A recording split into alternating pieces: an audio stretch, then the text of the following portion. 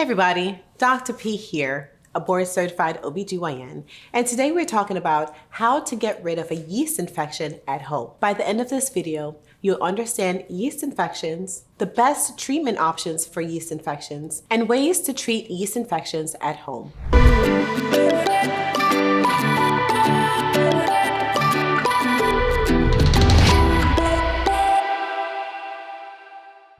Yeast infections occur when yeast, or a fungus, candida, overgrows in the vaginal area. Fungus normally lives in the vaginal space. This is normal. It should be there. It actually helps to protect the vagina, helps to keep the acidity, and helps to protect against bad microbes, problems that can happen in the vaginal space. However, when a yeast infection occurs, you may notice that there is a lot of discomfort and irritability in your vagina, your vulva, or even in your pelvis. Because of this, oftentimes we are desperately in search of ways to treat a yeast infection. Now, yeast infections are very common.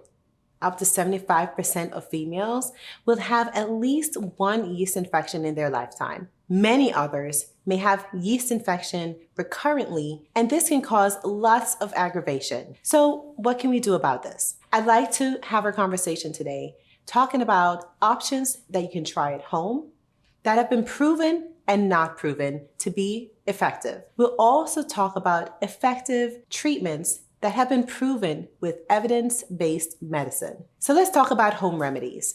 Most home remedies that you can find probably anywhere on Google are actually not supported by the FDA or by research that says that these are effective treatment options for yeast infections. But I'll review a few and those that I would support or even recommend with a yeast infection.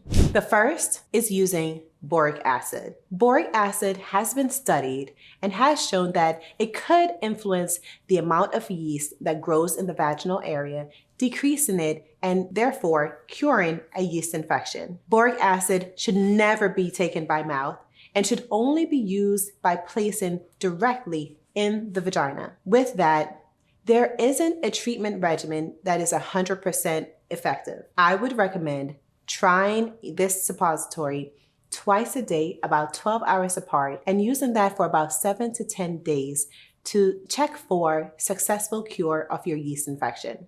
Boric acid could cause irritation, redness, or even some bleeding with use. And so I wouldn't recommend that you use boric acid too often. If you're having recurrent infections, it could be a sign that your infection was never cured and that you may need an actual effective prescription to help you clear the infection. It could also mean that the cause of your infection is still present. Therefore, you may need to make some adjustments in your lifestyle to be able to decrease the likelihood of an infection occurring over and over again. Another option is using yogurt. Yogurt has been shown to have good, positive, healthy cultures to help to support the microbiome of the vagina. The microbiome is all the bacteria and fungus that lives in the vaginal area that really maintains the elasticity, texture, and health of the vagina. Yogurt should be and is normally taken by mouth, eaten normally, as we do on a regular basis. It has also been shown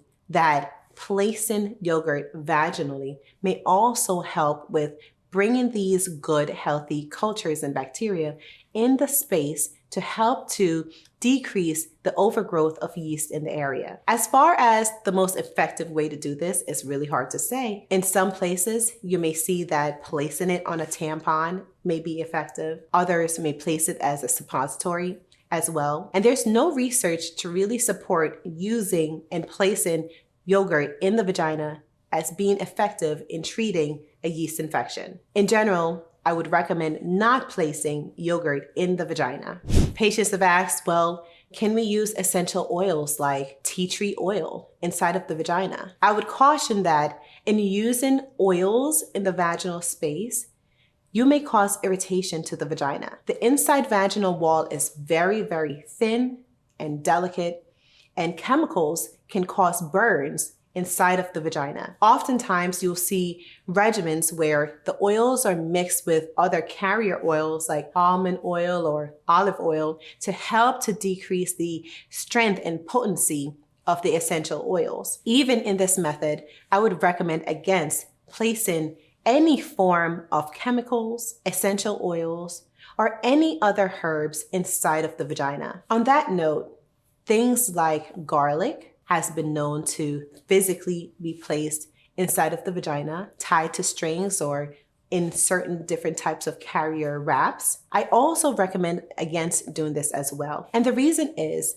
whenever we place something physically inside of the vaginal area, the likelihood of bringing an infection or bacteria and introducing that to your vaginal area increases. Now, we're trying to clear an infection at home. We wouldn't want to do this by actually presenting more microbes or more bacteria that can cause worse or even higher levels of infections inside. The best recommendation I would say is really leave the produce in the kitchen and not in your vagina. Some research has shown that coconut oil may actually be effective in helping to reduce yeast infections. As far as how to apply the coconut oil, while it may be used as lubrication, there is no effective method that we know of at this time. Coriander has also been well researched, and it shows that it actually may be as effective as prescription medication in clearing a yeast infection. Again, the format in which you should use this is not well known and not recommended. And so the best option is to go with the most effective prescription options that are available to you. And so what are those? Well, you may have a suppository prescribed, or you may also get this medication, which is an antifungal medication, over the counter at the pharmacy. This option, we know, is more than 99% effective at curing your yeast infection. The second is that you may also use a pill, Diflucan, to help to clear that infection. Treatment with Diflucan is often just with one pill. If you're still having symptoms of a yeast infection, sometimes taking a second pill 3 days later will help to clear that infection completely. There are also other times that taking the pills consistently may help in your treatment. For instance, if you're on a long antibiotic course and you typically have yeast infections after using antibiotics, it may be helpful to use Diflucan or the suppository for a long period of time while you're undergoing treatment with antibiotics. As far as the best recommendation for you, this really comes down to your personal preferences. Having infections in the vaginal area, again, can be very frustrating. You have the option to choose some of these home remedies or to get a prescription or medication from the pharmacy that has research backing to support its use. At any time, if you're treating an infection,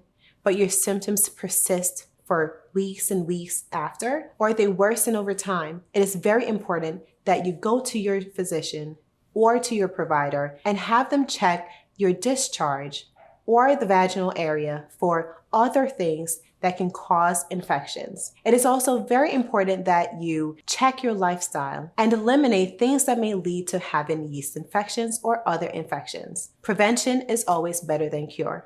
If you've had any experience with these and you'd like to share with us, I'd love to hear it. Leave a comment below, and I'm excited to share with you. I'd like to invite you to receiving a free version of my ebook. Hormones control so many different parts of us, including our risks of having vaginal infections. Now, this is quite different than if you were to take garlic supplements or to include garlic in your everyday dietary use. As a supplement, garlic can be effective in helping to decrease infections of the vaginal area. Thank you for being here today.